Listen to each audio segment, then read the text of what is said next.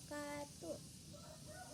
Perkenalkan, nama saya Naira Putri Van S, kelas 5 dari SDN Dayakolot 8. Kembali lagi dengan literasi.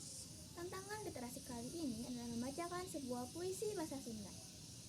Yuk langsung saja mulai ke puisinya.